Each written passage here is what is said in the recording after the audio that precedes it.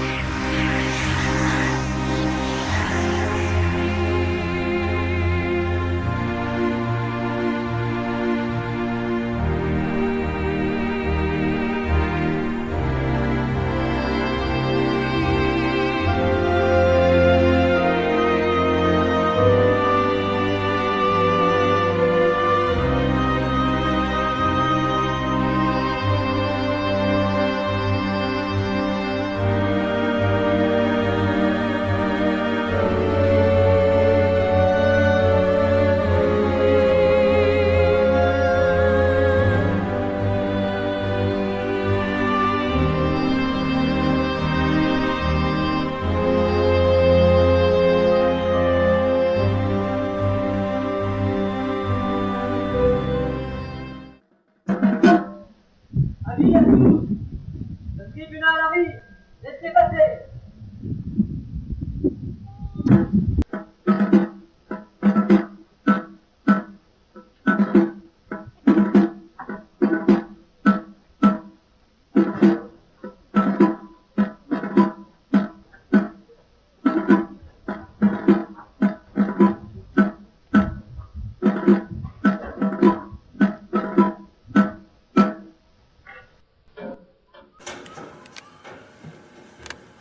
Jean Devel, nous voici réunis sur cette place aujourd'hui pour juger la dénommée Catherine Ruff de crime de sortilège.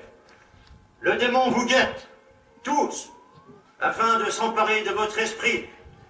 Soyez donc vigilants et n'hésitez pas à dénoncer tous ceux que vous pensez atteints par ce mal. Que l'on fasse venir l'accusé.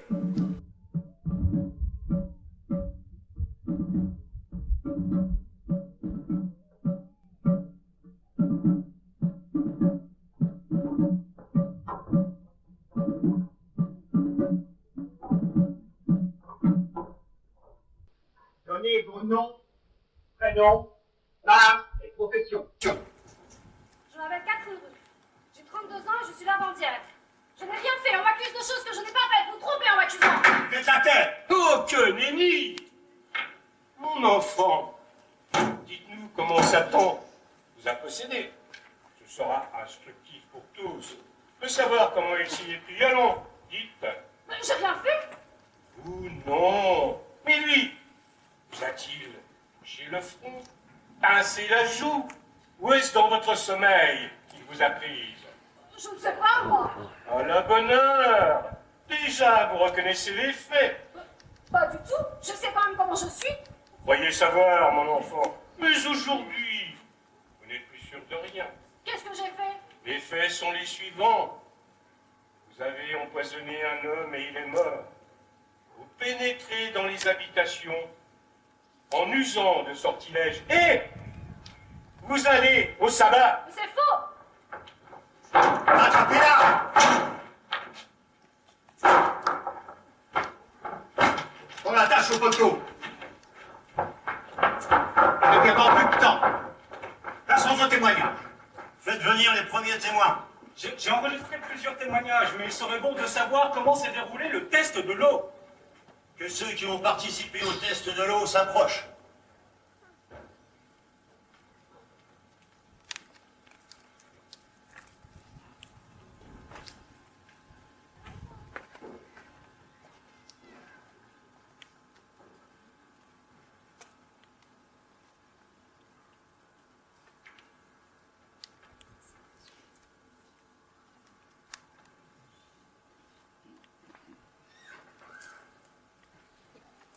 Présentez-vous. Nom, prénom, âge, profession. Je suis le vicaire. C'est à moi, place aux dames. Je suis Marie Babouf, vicomtesse de la Bourdaissière. J'ai 34 ans et c'est moi qui ai diligenté l'enquête. Et Madame la Vicomtesse, vous prenez de grands risques en prenant part à ces événements. Bon, je ne risque pas grand-chose. Nous, la noblesse, sommes immunisés. Vous faites erreur, seuls les mondes de la justice le sont.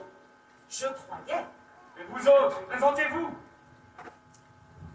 Je suis le vicaire de Tonois. Mon nom est Bernard Laqui, j'ai 41 ans. On m'appelle Jean Gerdol. J'ai 18 ans. Je suis lavandier. Un lavandier est un conducteur de bœuf à la charrue. Mon nom c'est Masson. Mon prénom Nicolas. J'ai 45 ans et je suis crinier. Un crinier fabrique des cordes avec du crin de cheval. Bien, Madame la Vicomtesse, dites-nous comment s'est déroulé ce test de l'eau.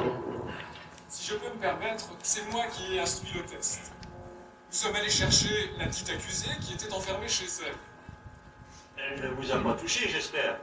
Bon, nous l'avions prise avec un drap. Bien, ensuite. Eh bien, nous l'avons emmenée près du bac.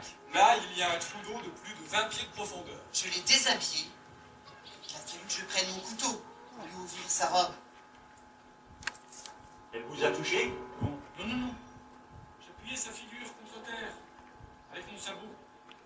attaché les mains et les pieds, et on l'a jeté dans l'eau. Elle a coulé comme un caillou. On a attendu un sacré moment. T'as bien cru que j'allais t'ébrouiller?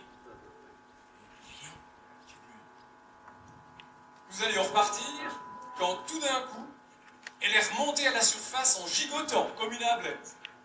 Au début, je croyais qu'on s'était trompé. C'est moi qui ai pris le crochet pour la sortir de l'eau. Et c'est Jean qui lui a mis le sac sur la tête aussitôt. J'avais vérifié qu'elle était toujours bien attachée. Les nœuds étaient bien serrés. On l'a emmenée chez elle. C'était une vraie furie.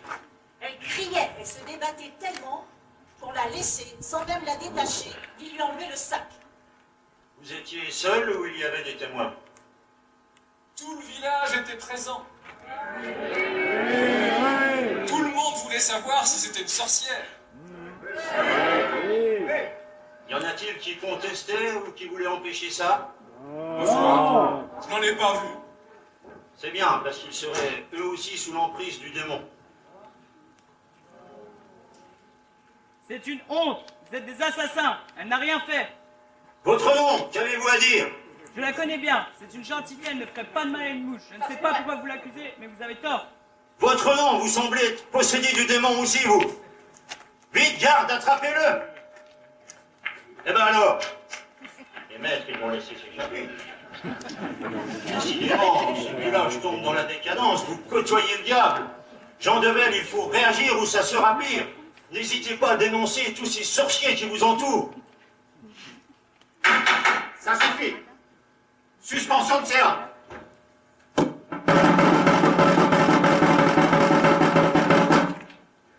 Jean Devel, la séance est levée pour un instant.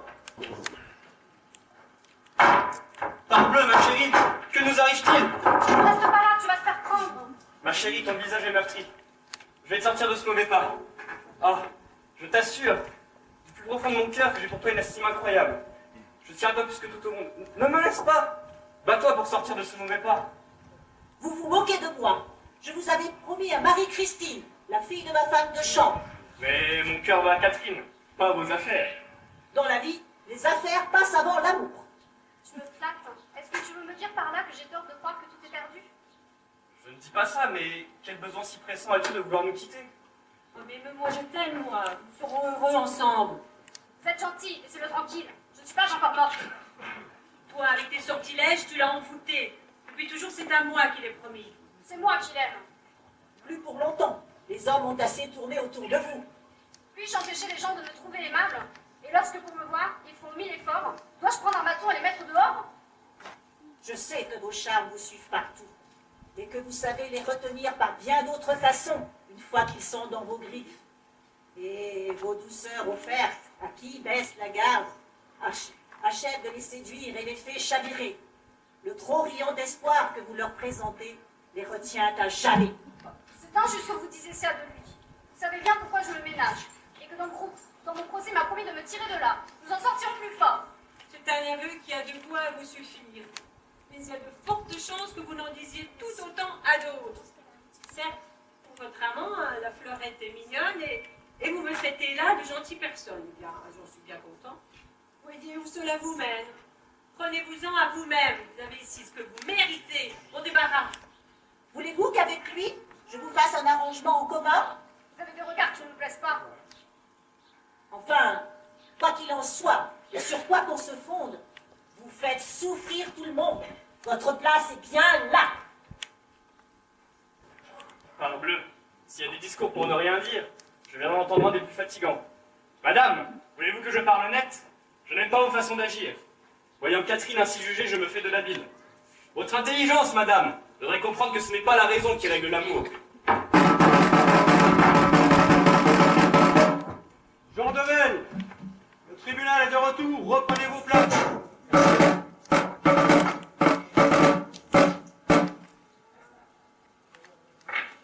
Bien, nous voulons entendre le témoin du sabbat. Le témoin est monsieur Jean Gérard.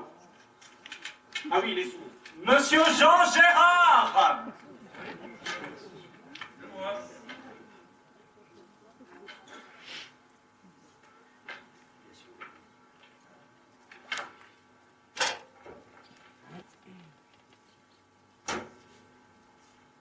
Veuillez décliner vos noms, prénoms, âge et profession. Mon nom est Gérard et mon prénom est Jean. J'ai 54 ans et je suis garde champêtre. Racontez-nous ce que vous avez vu, monsieur Gérard. Eh bien, c'était au calendes de mai, de bon matin. Je montais dans le bois de Ferne pour faire la tournée de la forêt. Et c'est là que j'ai vu la Catherine. Que faisait-elle? D'abord, j'ai vu remuer sous les branches du grand chêne. Je me suis approché discrètement. Je pensais que c'était un chevreuil. D'où j'étais, j'entendais des gens parler sans savoir, sans comprendre ce qui se disait. Donc je me suis approché encore un petit peu. Et je peux vous dire que je tenais mon gros bâton bien en main pour me défendre si une bête arrivait. J'étais à 100 pas, même pas, peut-être 80. Et derrière un gros buisson pour ne pas être aperçu. Et c'est là que j'ai vu la Catherine. Il faisait des grands gestes et qui chantait ou criait, je ne sais pas. J'ai continué à surveiller et après un peu de temps, elle s'est éloignée. Ouh, elle avait du sang partout sur ses bras. Je suis sûr qu'elle a fait un sacrifice. Les gens que j'ai entendus parler ont disparu. Je n'en ai vu aucun. Le GG, tu n'es qu'un menteur! Ma chère Catherine, je t'ai entendu parler avec Satan. Lâche-moi, Satan, tu disais. Je vais être en retard. D'abord, que faisiez-vous si tôt dans la forêt le matin? J'étais partie cueillir du muguet. J'aime bien être la première à en trouver, ça porte chance. Monsieur Gérard parle de danse avec d'autres personnes. Qui était-ce? Il n'y avait personne. J'avais pris mon jupon dans des ronces et je n'arrivais pas à m'en sortir. Mais vous avez pourtant parlé avec quelqu'un. Non, juste avec le roncier qui ne voulait pas me lâcher. Ah, greffier. Notez que l'accusé était en réunion au petit matin dans la forêt avec un roncier qui la tenait sous son emprise. Mais je n'étais pas en réunion. Monsieur Gérard vous a entendu parler avec Satan. Que vous disait-il? Mais rien du tout, cet esprit fichu buisson. Ah, greffier, notez que Satan avait pris l'aspect d'un buisson. Mais c'est pas vrai. De plus, vous avez fait un sacrifice à la gloire du démon. Était-ce avec un enfant ou avec un animal? Je n'ai pas fait de sacrifice. Je me suis griffée de partout en retirant mon jupon des épines. J'avais les bras en sang comme si j'avais tué un lapin. Ah bah notez, la greffier, notez que l'accusé a fait un sacrifice avec un lapin. Vous entendez ce que vous voulez. Et notez également que le sieur Gérard est le témoin du sabbat. Vous pouvez disposer. Vous pouvez disposer.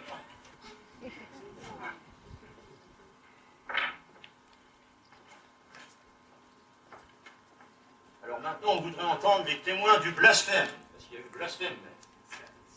Je t'appelle Barthélemy Allan. Oui, oui.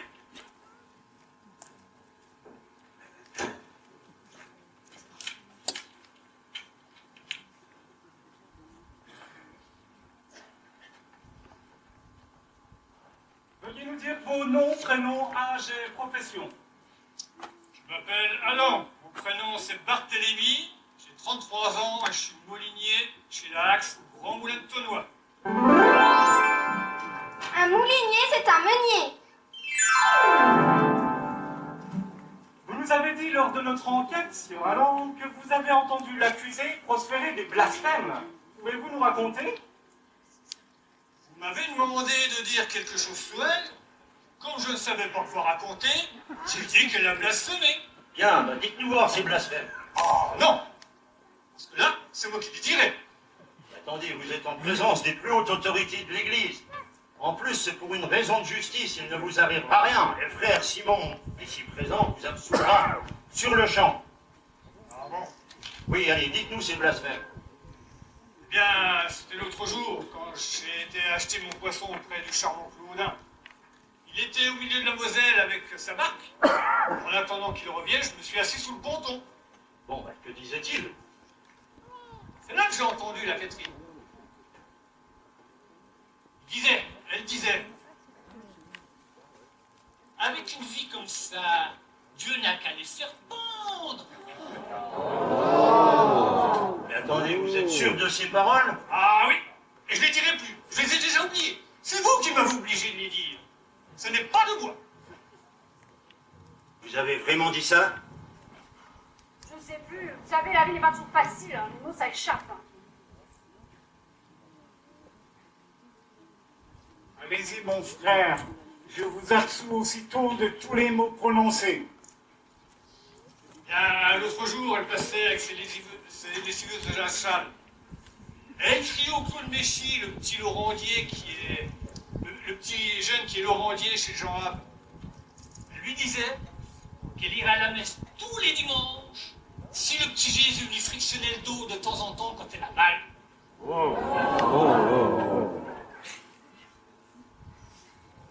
Bon, greffier, notez que l'accusé a blasphémé. Un instant! Un instant. Qui l'accusé a blasphémé une fois? Pourquoi pas d'autre? Dites-moi, Sieur Allan, ne l'auriez-vous pas déjà entendu tenir ce genre de propos d'autrefois? Oh, vous savez, elle a un langage fourni, la Catherine, hein? Dites-nous. Bien, l'autre jour, elle passait avec ses lessiveuses, et puis elle criait au Claude Méchy. Petit jeune qui est Laurandier, là, chez Jean Hab. Il lui disait qu'elle irait à la messe tous les dimanches si le petit Jésus lui frictionnait le dos. De temps en temps, quand elle a mal. Bon, ce n'est pas un vrai blasphème. Ce sont juste les propos déplacés. Certes, mais il n'empêche que le petit Claude lui a dit qu'il prendrait bien la place du petit Jésus. Et là, vous savez ce qu'elle a répondu? Non, dites-nous. Moi, Alors? elle a répondu, elle a dit, c'est pas que tes grosses mains, tu me feras du bien, j'ai besoin de douceur, j'ai tellement mal. Alors que le petit Jésus en culotte de velours, ça, c'est trop autre chose. Bon, ce n'est que cela. Elle n'a rien dit d'autre, vous êtes sûr? Non.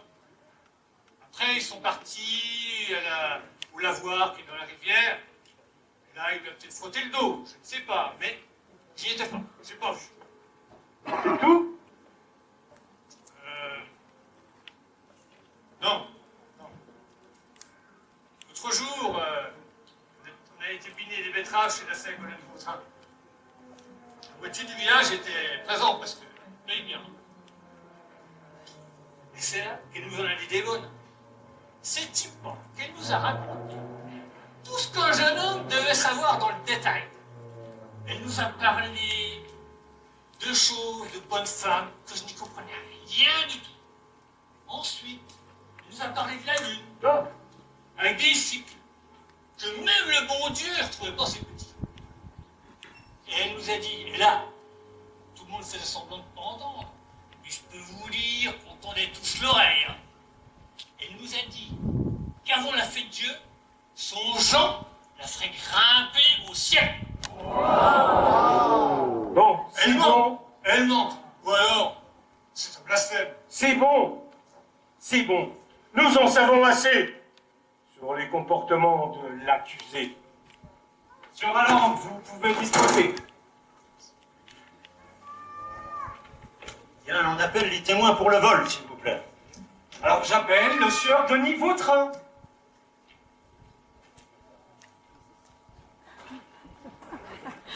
C'est moi qui ai la volée.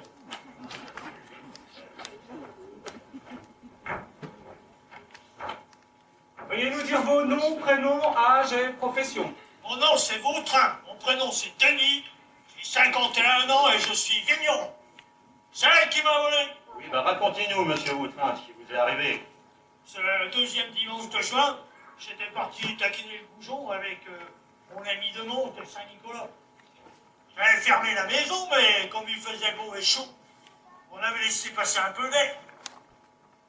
On était tous au bord de l'eau, ma femme, mes deux gosses, mon ami, son deuxième gamin. On a passé une journée formidable. C'est quand on est rentré que j'ai trouvé étrange de voir le pot de fleurs que j'avais mis derrière la porte qui avait été circulé. Je me suis d'abord dit que je l'avais peut-être mal mis.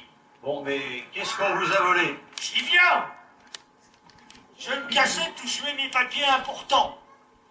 Ce dimanche soir, je voulais en parler à mon ami qui connaît un très bon tabellion à Saint-Nicolas.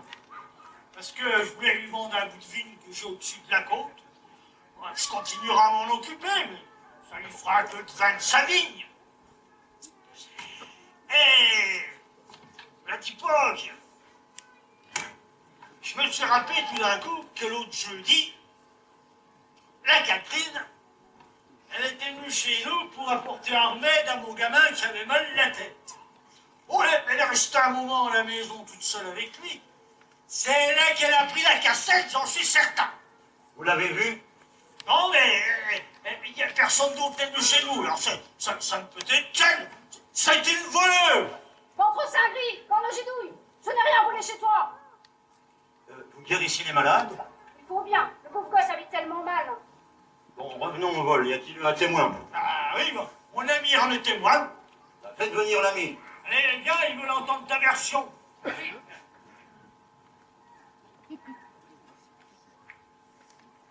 Je sais.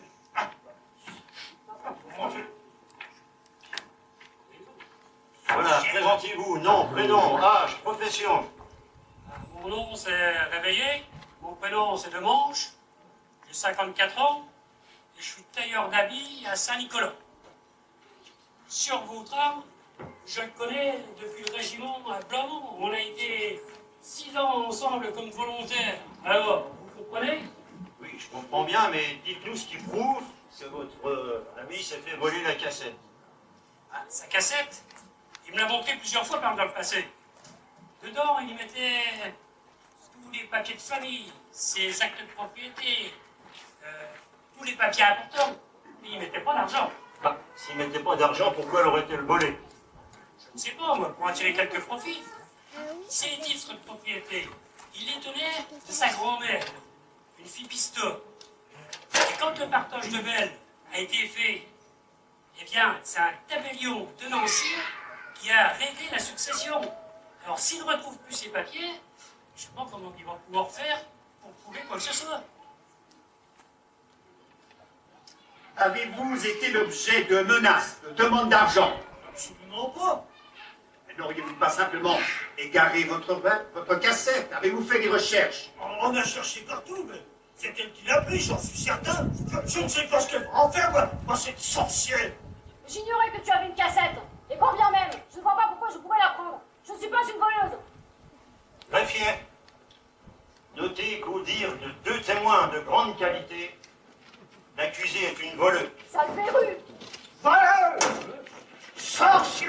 Mécréant! Je voudrais entendre le témoignage pour meurtre. Alors j'appelle Claude Vincent. Oh, monsieur seulement. Non, mais je vais prendre les deux en même temps. Ah, très bien.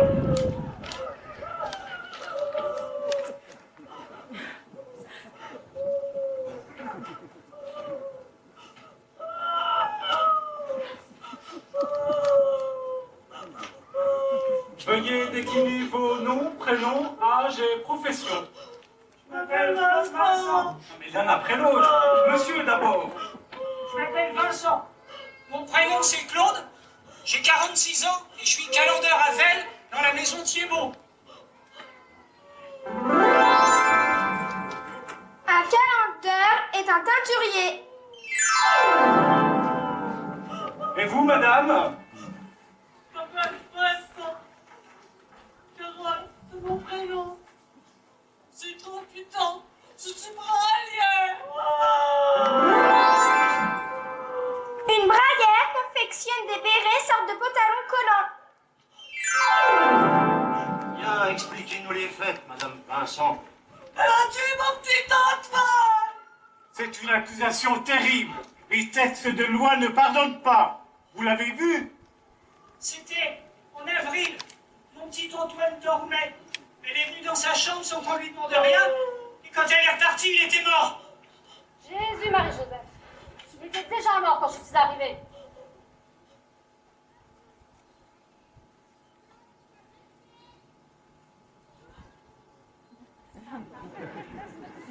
C'était un petit plan d'avenir. J'avais de grands projets pour lui. Il serait devenu un calendrier d'exception, comme son père. Et même que je l'aurais ouvrir boutique à Nancy. Hein, vous savez, j'ai un peu d'économie. Et je voulais qu'il aille dans une bonne école, savoir bien parler et compter. Un beau gars, plein d'avenir. Et... excusez-moi. Il n'avait pas donné de signe de maladie? Bon, allez, ça suffit comme ça. Vous pouvez disposer. Sorcière! Sorcière! Il est noté que l'accusé a des pouvoirs magiques. Bah, c'est normal, le démon lui donne ses pouvoirs, voyons. Est-ce que j'appelle les témoins? Mais naturellement, qu'on les entende. Alors, j'appelle Georges Marguerite.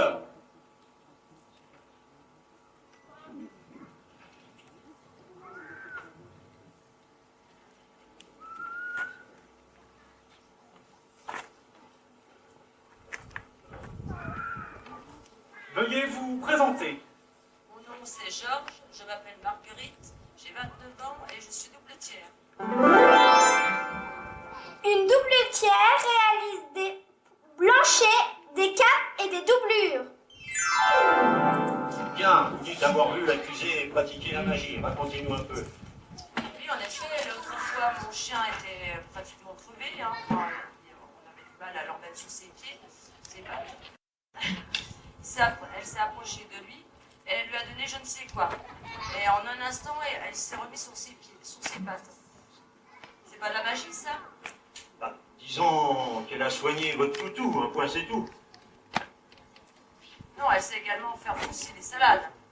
Elle mange même des patates toutes sans être malade. Elle est un peu spéciale quand même. Hein. C'est de la magie, ça, je pense. Est-ce qu'elle fait apparaître des choses?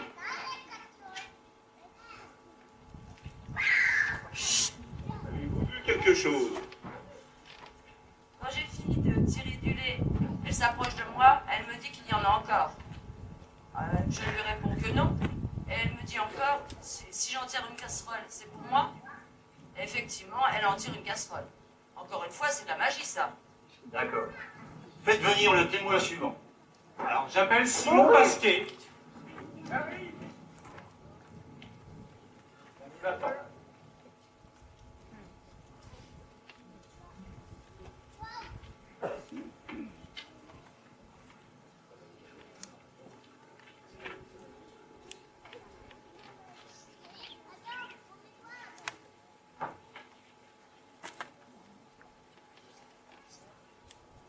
Présentez-vous, monsieur Pasquet. Mon nom est Pasquet, mon prénom c'est Simon, j'ai 49 ans et je suis fusinier. Un fusinier est un fabricant de lames. Alors, monsieur Pasquier, vous l'avez vu de vos propres yeux pratiquer la magie. Racontez-nous. Oui, c'était l'autre jour. J'étais avec mon outillage là, pour repasser les couteaux devant chez la Nicole Collam, Loyère. Une Loyère est une cuisinière de village. Ah oui, parce que il lui faut toujours des couteaux qui coupent bien pour faire la cuisine. Alors, quand j'ai eu fini, je lui ai ramené les couteaux. Et pour me remercier, elle a voulu me payer un verre de vin. Mais sa cruche était vide. Alors, elle a descendu à la cote. Comme j'étais seul, j'en ai profité pour jeter un coup d'œil dans la chambre à côté. Et c'est là que j'ai vu la Catherine qui était rentrée, je ne sais pas comment. Je n'ai pas vu passer, et pourtant j'étais resté devant la porte pendant un bon moment. Enfin, elle ne m'avait pas vu. a sorti de sa poche, comme une petite fiole, et elle a versé de la poudre jaune dans la bouche du gamin, et il lui a fait boire de l'eau. Ah, si le gamin n'est pas mort, c'est une sacrée chance. Triple andouille, c'est de l'écorce de saule râpée pour lui faire tomber la fièvre. Oh, c'est pas la première fois que tu fais des choses étranges pour soigner les enfants. Tu parles à voix basse, pour ne pas qu'on t'entende. Mais moi, je suis certain que c'est des invocations et de la magie. Et en plus, tu veux pas que je rentre chez toi, parce qu'il y a des tas de fioles avec toutes sortes de poudres pour tout un tas de cas. Et si ça se trouve, c'est à Milan. Et avec ta poudre jaune, et d'autres encore, tu fais des transformations. Tu rêves, mon pauvre, je n'ai rien fait de tout ça. Greffier, notez que l'accusé reconnaît faire de la magie avec une certaine poudre jaune. Est-ce que vous avez vu d'autres choses? Ben oui. Des fois, les dimanches après-midi, au cabaret, chez le Jacques Morlet, on joue aux cartes. Les cartes au piquet, au chien rouge. Ah, elle n'est pas en reste pour participer. Mais comme toujours, c'est pas possible. Tiens, l'autre jour, j'avais dans la main un as de carreau. Eh ben, il s'est retrouvé dans son jeu. Je sais pas comment.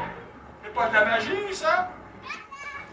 Et puis, certaines fois, des fois ça arrive, on joue pour de l'argent. Ah, on ne veut plus qu'elle participe, hein, là-dessus, tout le monde est d'accord? On se fait plumer. Ouais. J'ai bien essayé de surveiller pour voir si elle ne mettait pas dans nos verres un peu de sa poudre pour nous endormir ou pour nous empêcher de voir ce qu'elle fait. Mais j'ai jamais rien vu. Oui, ben ça prouve qu'elle utilise la magie. Vous pouvez disposer, monsieur Pasquier. T'aimes pas perdre, pour ça que t'inventes des trucs. Affaire de la poire empoisonnée. Ah. Dans l'affaire de la poire, je comprends pas, je n'ai pas mes notes. C'est moi qui vous les avais empruntées. Tenez, je voulais simplement vérifier qu'il s'agissait bien d'une poire.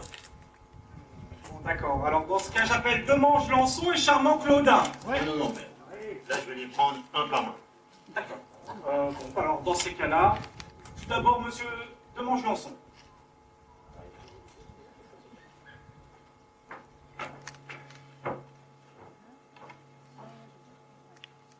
Présentez-vous et racontez-nous ce qui s'est passé avec cette poire. Je m'appelle Lançon. Mon petit nom, c'est Demange. J'ai 35 ans. Et je suis moellonneur. Alors voilà. Un moellonneur est un tailleur de pierre. Alors voilà. J'étais parti avec Charmant pour chercher des pierres. Parce que l'A10 du barrage avait fortement souffert cet hiver. On avait pris le tombereau de la montagne et son gros bœuf. Quelle montagne? La montagne. La montagne, c'est comme ça qu'on appelle le Claude Munier. Il est laborier. Et son gros bœuf, on en a bien besoin. Un laborier est un laboureur. Oui, alors ensuite? On était allé tirer de la pierre au-dessus de la masure, en haut de la côte, là. Pour redescendre au village, on revient sur un bout par la route de Gerbévillers. C'est là qu'on a trouvé l'Auguste. Mort! Même qu'il avait encore une poire à la main. Quand Charmant a voulu la lui retirer, il a été pris de suffocation. Alors j'ai mis un gros coup de pied dans la poire.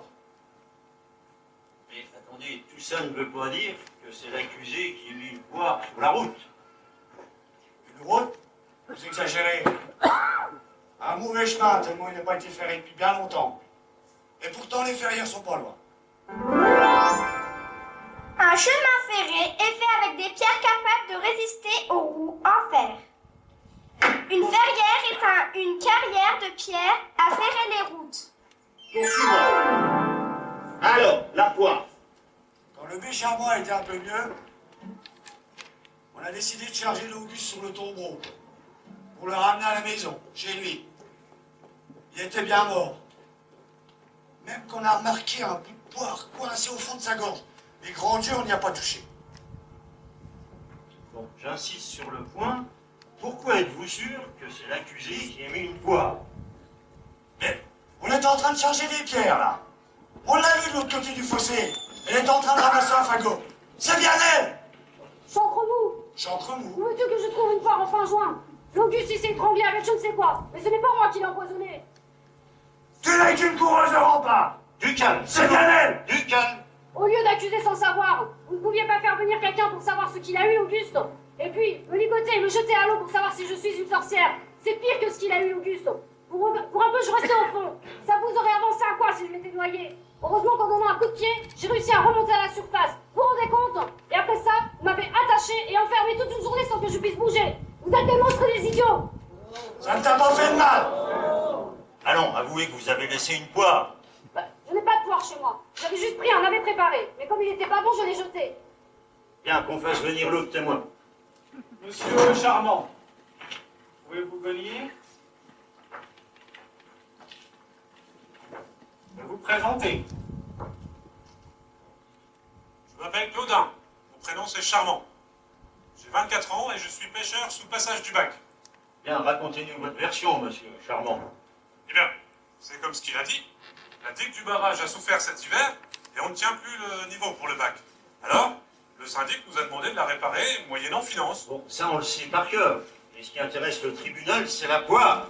La poire? Moi, je suis tombé dans les pommes. Alors, je sais pas. Il y a bien eu l'Auguste qui était mort, mais quand j'ai voulu ramasser ce qu'il avait dans la main, j'ai chamboulé. Et je m'en suis remis après. Mais je sais pas si c'est la Catherine qui avait fait le coup.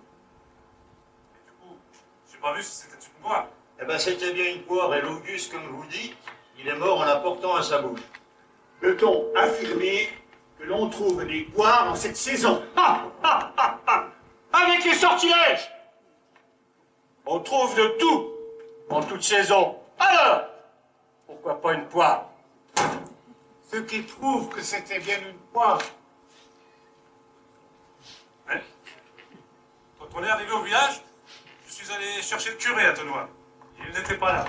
C'est le vicaire, le Bernard Laquis, qui était là pour l'extrême-onction. Je lui ai raconté ce qui est arrivé à l'Auguste, et on est reparti en vitesse à Velle. Il m'a dit que justement, le pape avait envoyé un papier pour expliquer comment faire quand il y a des choses comme ça qui arrivent. Heureusement que le pape avait envoyé le papier, sinon on n'aurait pas su comment faire. Pour aller plus vite, c'est la vicomtesse qui allait justement à Velle qui nous a amenés sur sa charrette. Aussitôt, on a fait le test pour voir si c'était bien une sorcière. Et comme elle est remontée, c'en était une. Alors là, les choses ont accéléré. La vicomtesse est montée à Ferrières chercher le curé, il donnait confesse, elle l'a aussitôt sorti du confessionnal, et ils sont montés à Rosières pour prévenir les autorités. C'est comme ça que vous êtes là. Alors, c'est bien une sorcière. Mais depuis le début, on sait que c'est une sorcière. Les preuves s'accumulent, mais n'allons pas trop vite aux conclusions. Voilà, merci, vous pouvez disposer. C'est un monstre.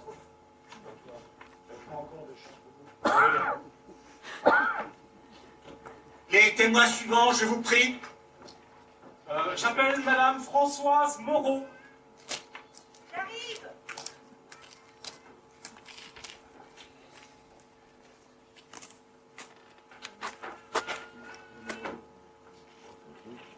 Vos noms, prénoms, âge et profession, s'il vous plaît. Je m'appelle Moreau François, j'ai 45 ans et je suis vigneronne à Velle. Bien. Que vous est-il arrivé, Madame Moreau? Ben voilà, c'était au mois de mai. J'étais chez moi et je cuisinais une poule avec des flageolets, des carottes, des navets, du rutabaga, des oignons. Ah ben j'avais ajouté du persil. Attendez, Madame Moreau, vous n'êtes quand même pas venue devant un tribunal pour donner une recette de cuisine. Non, enfin je cuisinais quoi. C'est alors que la Nicolas Bram, elle est venue toquer à ma fenêtre. Eh ben, elle voulait que je vienne chez elle tout de suite. Elle habite juste à côté, près de l'église. Alors, elle m'emmène.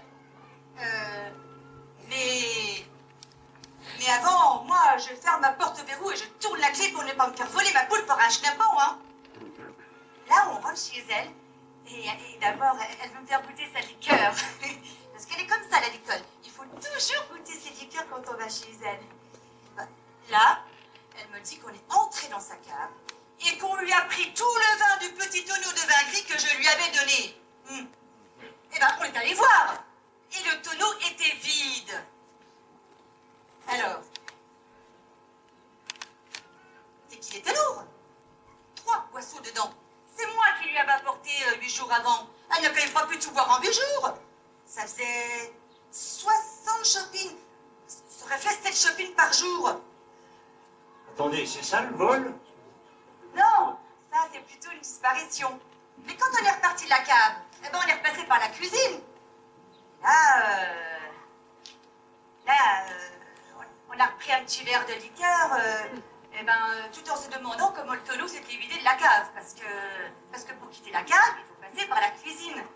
Et là, il y a toujours la Nicole. Elle est flassadière, alors avec tout le boulot qu'elle a, elle ne quitte jamais sa cuisine. Une flassadière fabrique des couvertures piquées. En somme, vous voulez dire que la cuisine, c'est son atelier?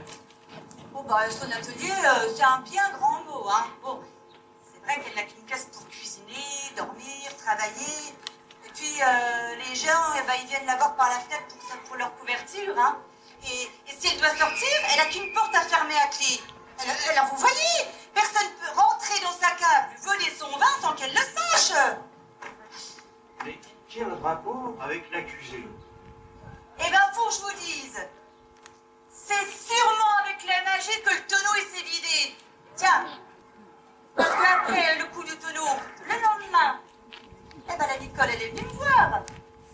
Le jour-là, elle marchait plus trop droit. Hein. Alors moi, je suis allée au-devant d'elle pour l'aider, parce que je suis comme ça, moi. Si les gens ils ont besoin d'aide, moi je les aide. Et sur ce coup-là, la Nicole, elle avait vraiment besoin d'aide. Et ben là, on est rentré, il y avait un chat qui était en train de manger les os qui restaient de ma poule. Alors moi, je l'ai chassé, et là, on est reparti boire un petit verre de liqueur pour remettre les esprits de ma pauvre Nicole qui n'allait pas bien du tout. Hein. C'est long, allez au fait. Oh, bah, j'y viens. Moi, je suis sûre que la Nicole, elle raconte ça mieux que moi. Hein. Ah bah permettez-moi d'en douter, vu son état de fraîcheur du jour. Ah bah non. Mais c'était pas là le jour de l'attraction. Là, c'est juste pour que vous situiez bien comment on s'entend bien avec la Nicole. Alors c'était quand? C'était le dimanche suivant. C'était le dimanche, ouais. Bon, mais nous n'allons pas nous en sortir avec elle. Faites venir la fameuse Nicole. Ah. J'appelle Madame Nicole Abraham. Je suis là.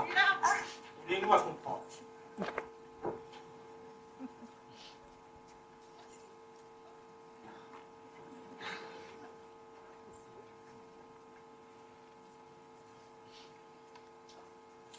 Alors, mon nom c'est Abraham, mon prénom c'est Nicole, j'ai 53 ans, je suis flassadière et je suis la copine de Françoise. Et vous voyez qu'elle sait bien, il n'y a même pas besoin de lui poser des questions, elle sait déjà tout ce qu'il faut dire. Oh bah c'est très bien. Dites-nous ce qui s'est passé ce dimanche, madame. Alors, c'était dimanche, on était allé à la messe, comme tous les dimanches parce qu'on est connus. Et après, en sortant, on est passé par le cimetière pour aller faire une petite prière sur les tombes de nos aïeux, puis un peu fleurir, faire ce qu'il y avait à faire. Et puis après, on est passé chez Pierrot le Gastelier pour acheter un bon petit gâteau en se disant qu'on allait peut-être le manger en buvant un petit coup de goutte. Parce que c'est vrai qu'avec la Françoise, on aime bien boire des petits coups de goutte. Et puis là, on est rentré chez elle. Et alors que la porte était fermée à clé, c'est là qu'on a vu la Catherine. Catherine était assise dans la cuisine. Hein? Et alors, pour rentrer chez la Françoise, eh ben, il y a qu'en passant par les greniers comme les chats qu'on peut. Attendez, vous étiez dans sa cuisine? Oui, après la messe, je suis allée chez elle. J'ai frappé, la porte n'était pas fermée. Quand j'ai frappé, c'est même entrouvert. Alors, je l'ai poussée, je suis entrée et je me suis assise pour l'attendre. Je voulais lui acheter un cruchon de vin. Ma porte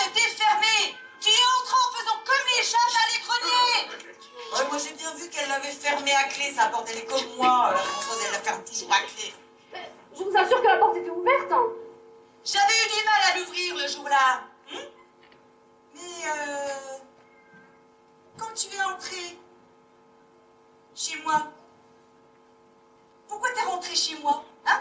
Si je n'étais pas là, moi. On rentre pas chez les gens quand ils sont balins, quoi. Tu le sais bien, toi, la Catherine. Tu ne m'as rien volé, au moins? Moi, je ne suis pas une voleuse. Et je pense qu'un voleur n'attendrait pas l'arrivée du propriétaire. Quand je t'ai amené ta cruche de vin, tu m'as payé? Parce que moi, je m'en souviens plus, hein. Avec tous ces événements, moi, je suis plus sûre de rien. Bon, c'est bon. On a compris. Hein? Oui, bah, moi, vous savez, moi, j'ai rien contre la Catherine. C'est ce monsieur-là. Il m'a dit quand il est venu me voir chez moi que j'avais plutôt intérêt à dire quelque chose de pas très bien contre elle. Sinon, eh ben, il me portait comme témoin. C'est bon. Et alors, voilà, on trouve toujours une Disposez. Disposez. Et puis, greffier, vous notez que l'accusé se transforme en chat pour pénétrer dans les habitations. Ouais, prévenir le témoin suivant que ça avance. Tout ça n'est pas très clair. J'appelle Madame Jeanne Morgado.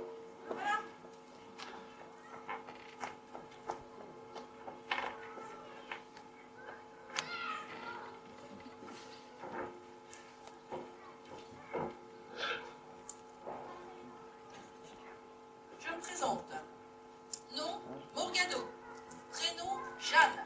J'ai 58 ans et je suis ammoniatrice de la ferme de Monsieur Bainville, à gauche de l'église. Une ammoniatrice et une fermière gérant les biens d'un propriétaire absent. Bien, Madame Morgado, pouvez-vous nous décrire ce qui s'est passé dans la nuit du lundi de Pentecôte? Oui. C'était le soir. J'avais emmené mes 10 vaches au champ pour la nuit. Le temps était lourd, gris, les mouches étaient mauvaises. J'ai un petit abri pour mettre mon foin sur le chemin de Saint-Marc. Quand je suis passée devant, tout était bien. Quand je suis revenue, là, j'ai entendu du bruit. Vous savez, j'ai toujours mon bâton avec moi. Je pensais trouver là un lapin, une grille. Je m'apprêtais à frapper lorsque je l'ai vue, la Catherine. La tête pleine de foin et ses habits aussi. Je lui ai demandé ce qu'elle faisait là. Elle a rigolé. Je lui ai demandé de partir aussitôt. Elle m'a dit qu'elle s'était endormie dans le foin. Puis elle s'est enfuie en courant et en criant des jurons. Oui, ensuite? Le matin suivant, je me lève de bonne heure, surtout que ça sentait le brûler.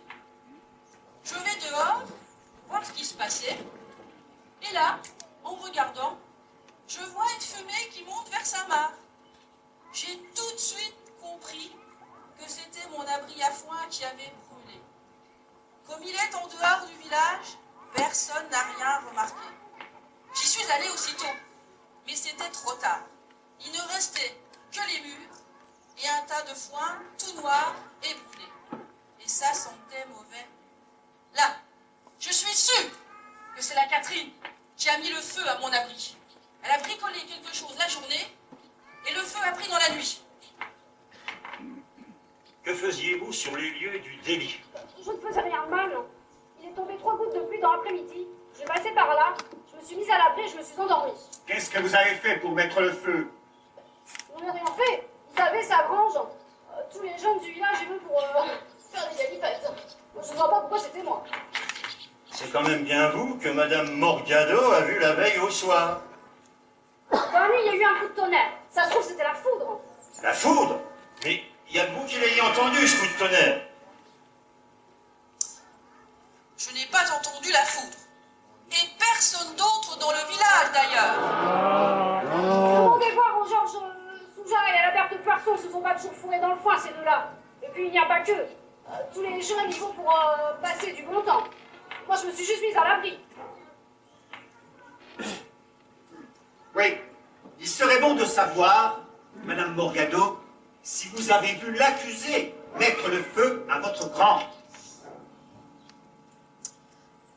Non, je ne l'ai pas vue. Mais vous savez, c'est une vraie sorcière. Elle est capable de tout. Alors mettre le feu à mon abri à foin, ça ne doit pas lui poser de problème. Bon, pourtant, Pisse-froid, tu m'as quand même pas dire que c'est moi qui ai mis le feu à ta grange? Les faits vous accablent. Vous avez délibérément brûlé la grange de Madame Morgado, qui vous a chassé de l'endroit peu de temps auparavant. Mais c'est faux! Dis la Catherine, c'est ta fille qui parlait tout à l'heure? Elle est sage, ma fille. Elle ne sort pas avec les garçons. Et puis, lundi, on était partis, on était à la fête à Saint-Nicolas. Alors, n'accuse pas si t'es pas sûr de ce que tu dis. Oui. Greffier, notez que l'accusée est une incendiaire. Et nous avons encore un témoignage. Faites venir, qu'on sache ce qu'il a dit. J'appelle Mademoiselle Maury.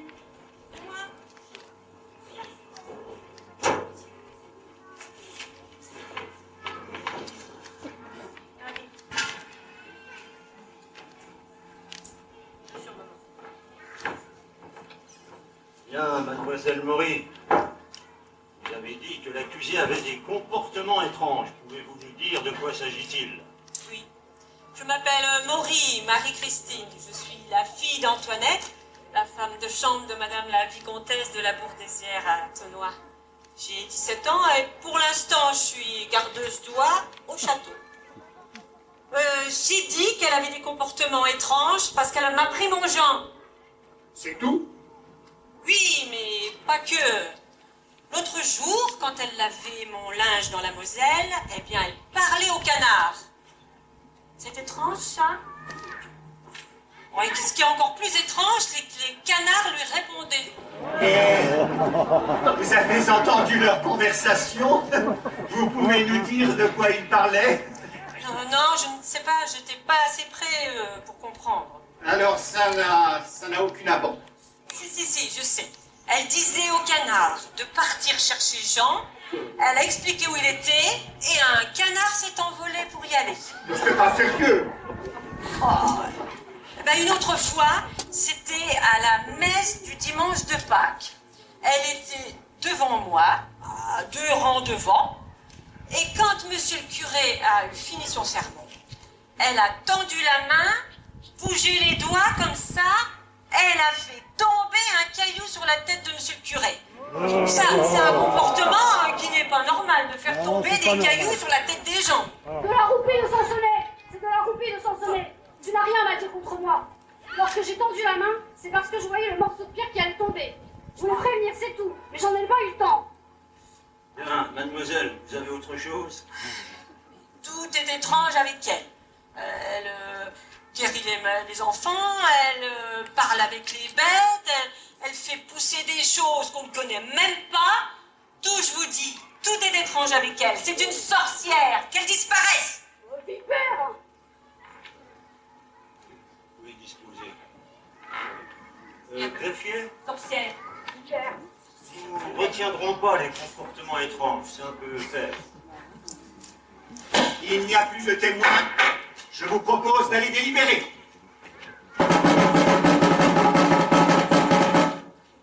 La cour va délibérer.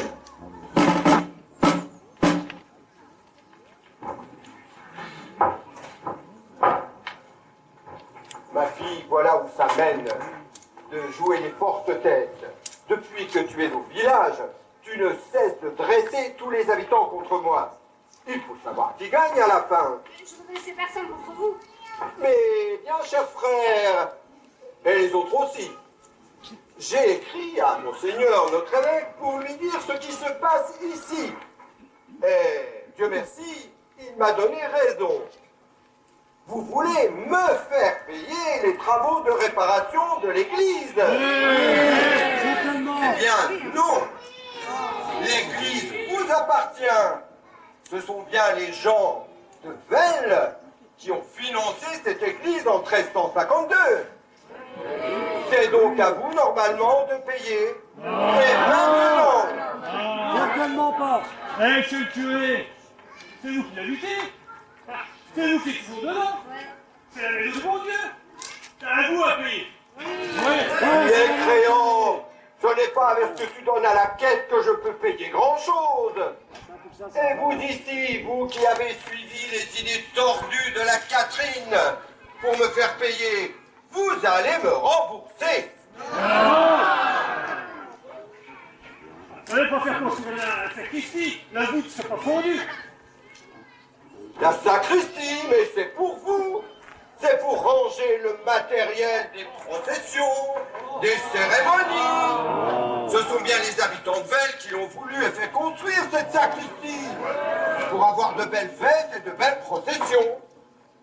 Nous sommes pauvres, que ceux qui l'ont demandé payent. Ah, ça, c'est bien toi.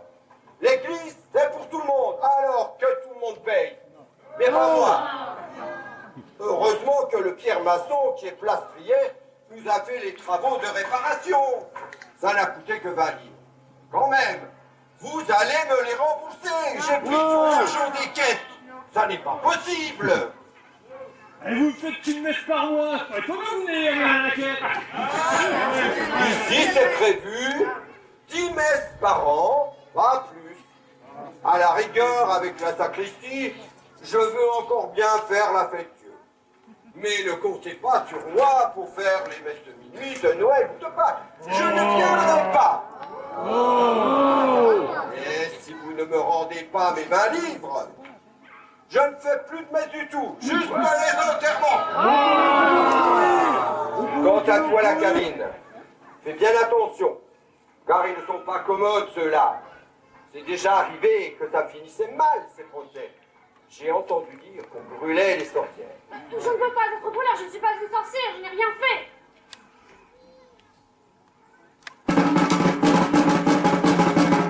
À vous, c'est un qui me l'a pris. Maman. Et non, ce n'est pas elle. Ne vous tourmentez pas. Je sais ce qu'il en est. Et je suis ici, en tant que seigneur de Vesle. Retirez votre plainte. Ne l'accablez pas. Où est-elle?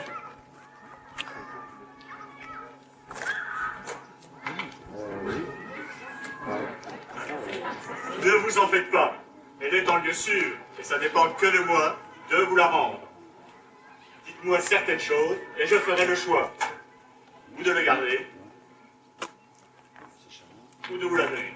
Il ne manque rien dedans, j'espère. Rien du tout. Dites-moi.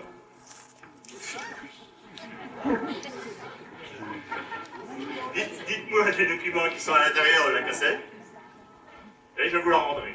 Il faut pour vous répondre que je vois ma cassette. Vous la verrez saine et entière. Il n'y a pas l'argent dedans.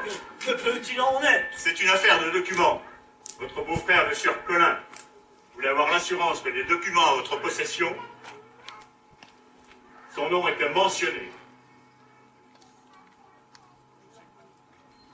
Sur le partage des terres.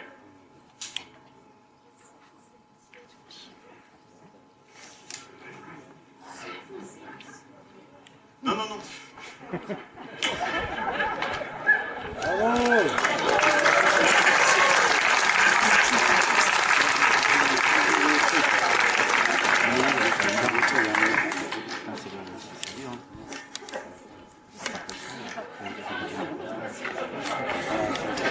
De toute façon, c'est tout ce qu'il y a de plus honnête.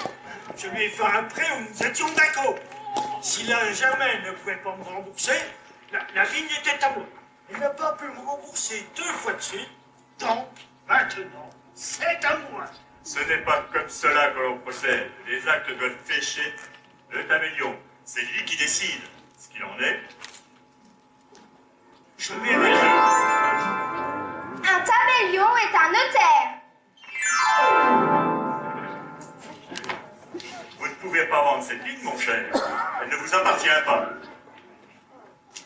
Je vais régulariser cela. Donnez-moi ma cassette. Pas encore. Votre beau-frère n'est pas cité. Dans l'héritage, il semble qu'il y ait eu un entendement entre vous. Voyez avec lui. Et je vous rendrai votre cassette. Mais faites disculper cette pauvre Catherine qui n'y est pour rien dans cette affaire.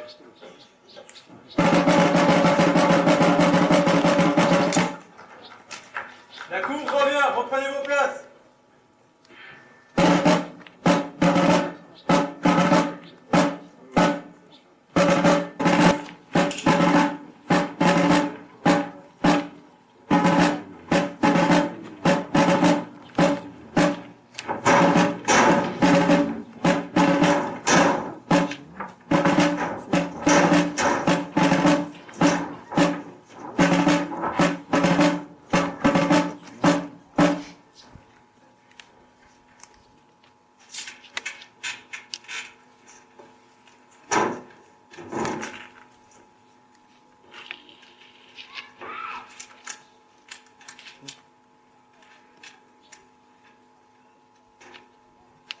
Jean Devel.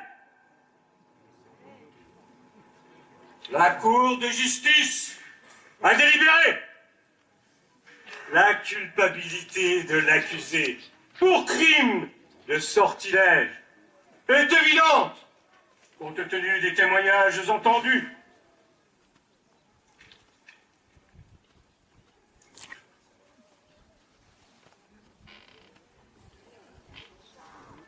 Nous voudrions entendre l'accusé reconnaître les faits. Catherine Ruff, vous êtes accusée de pénétrer dans les maisons sous la forme d'un chat. Par l'effet d'une certaine poudre jaune, vous causez la mort des enfants. L'autre jour, sur la route de Gerbévillers, vous avez déposé une poire préparée. Un passant la portant à ses lèvres tomba presque aussitôt, frappé de mort subite. Reconnaissez-vous les faits? Mais non, je n'ai rien fait de tout ça. Mais avouez, 13 personnes vous accusent, c'est inutile de nier. Mais je n'ai rien fait de tout ça. Bon, Abbé Bertrand, prend les faits un à un. Reconnaissez-vous pénétrer dans des maisons en vous transformant en chat? Non, jamais de ma vie. En faisant comme un chat? Non, que nenni, pas du tout. Reconnaissez-vous avoir fait mourir des enfants? Je n'ai fait mourir personne. Reconnaissez-vous avoir utilisé une poudre sur des enfants? Je les ai soignés, je faisais tomber la fièvre. Bien, ça vient. Reconnaissez-vous que des enfants soient morts en votre présence? J'ai été au chevet d'enfants qui étaient morts, oui, bien sûr. Bien. Reconnaissez-vous avoir déposé une poire préparée sur le chemin de Gerbévillers et qui a fait mourir un passant? Mais non, ce n'était pas moi. Ah! Bien, l'affaire avance à grands pas, donc vous reconnaissez tous les faits qui vous sont reprochés. Mais non, je n'ai rien fait. Mais avouez que vous êtes possédé du démon. Mais absolument pas. Mais absolument que si. La preuve, vous nous tenez tête. Vous avez participé au sabbat. Vous avez tué, vous avez volé, vous avez incendié, vous vous transformez, vous avez résisté au test de l'eau et toute la population ici présente vous a vu. Alors, avouez que vous foudroyez avec le diable. Non, ce n'était pas moi, je n'ai rien fait. Bon, si c'est comme cela que l'on installe l'échelle de torture, ça aide à retrouver la mémoire. Bourreau, faites votre travail, attachez l'accusé à l'échelle et que l'on obtienne les aveux complets. J'ai bien dit complets.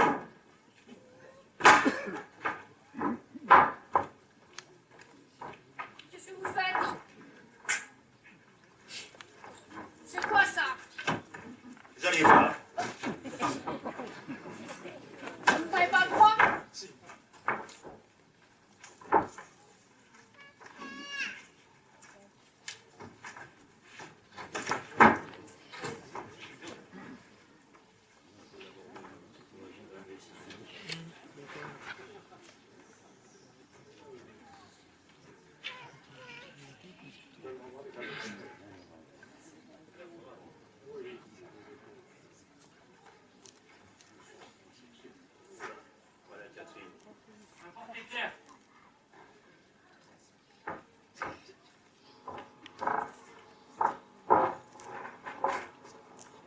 Non, vous n'avez pas le droit, ne me touchez pas. Non. Arrêtez. Lâchez-moi. Vous n'avez pas le droit.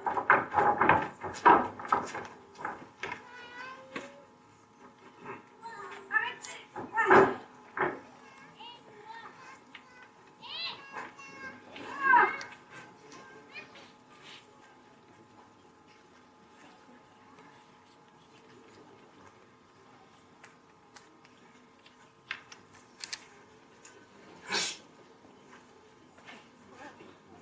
Lâche-moi. Ça lui fait rien. Allez, on accélère, s'il vous plaît, Bourreau. Arrêtez, non. Arrêtez. Arrêtez. J'avoue tout. Je ne veux pas souffrir, j'avoue tout. Ah, voilà une sage décision. Greffier, notez que l'accusé reconnaît tous les faits qui lui sont reprochés. Pouvez-vous nous faire le rappel du déroulement de cette affaire? Alors je vais reprendre tout depuis.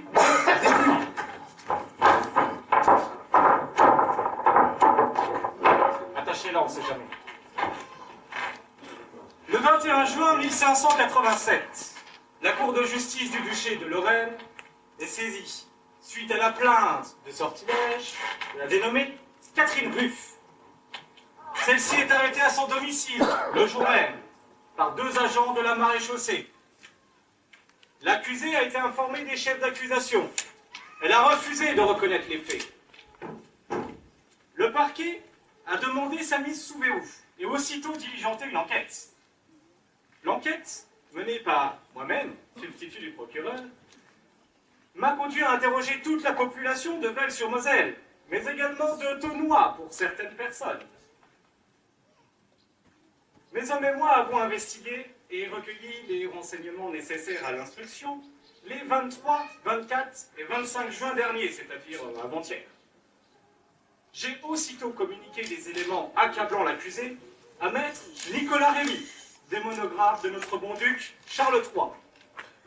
Au vu de la gravité du risque de contamination satanique et de l'urgence d'endiguer le phénomène démoniaque, Monsieur le procureur général de Lorraine a ordonné la tenue d'un procès public en ce lieu au calendes de juillet 1587.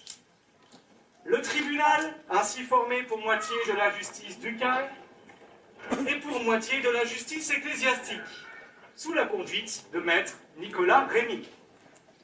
Au terme des audiences, le tribunal s'est réuni pour délibérer et donner ses conclusions. L'accusée, mademoiselle Catherine Ruff, résidente de Vesles-sur-Moselle, est accusée de pénétrer dans les maisons sous la forme d'un chat, ou par l'effet d'une certaine poudre, cause la mort des enfants. Un jour, cette sorcière déposa sur le chemin de Gerbévillers une poire préparée. Un passant qui la vit, l'ayant portée à ses lèvres, tomba aussitôt comme frappé de mort subite. En conséquence, et après l'audition des témoins, les preuves contre elle prouvent le crime de sortilège. Le tribunal décide une action immédiate pour mettre fin à la présence du démon dans ce village. Ma fille, repentez-vous de vos péchés. Sauvez-vous, chassez le démon qui est en vous. C'est encore possible.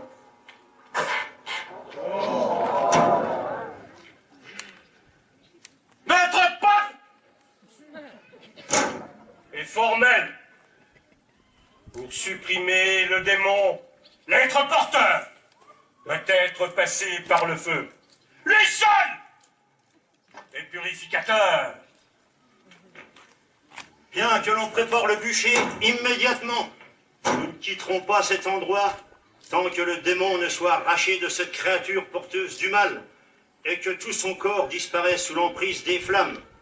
Bourreau, conduisez l'être satanique sous les verrous. Il sera brûlé à la nuit tombante et vous veillerez à ce qu'il ne reste plus rien de son corps.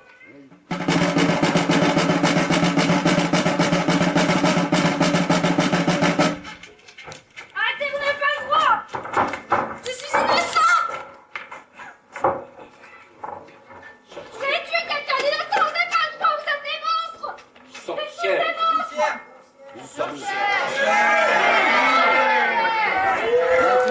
Le tribunal a rendu sa sentence. La sorcière sera brûlée. En attendant, je vous propose de faire ripal. Le temps d'établir le bûcher et de finaliser le procès.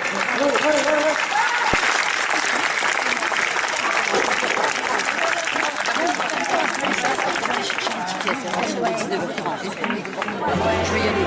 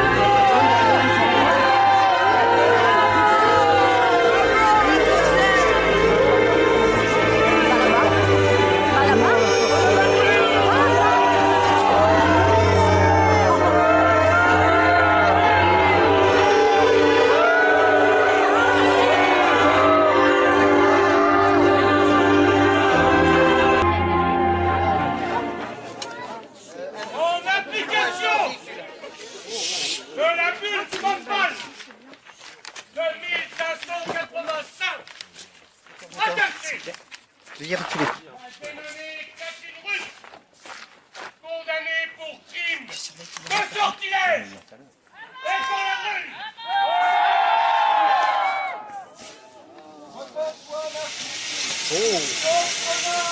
Oh ben non, il ne peut pas rien.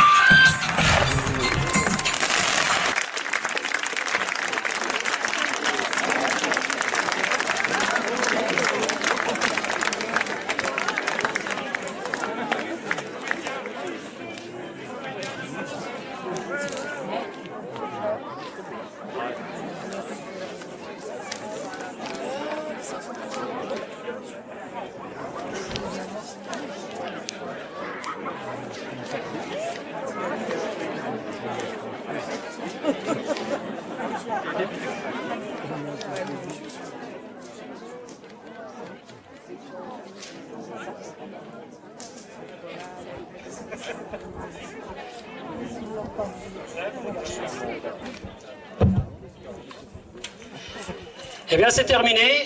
La soirée s'est bien déroulée et je tiendrai à faire quelques remerciements. Tout d'abord à vous, public, qui êtes venu nous soutenir dans cette grande opération. La sorcière est revenue.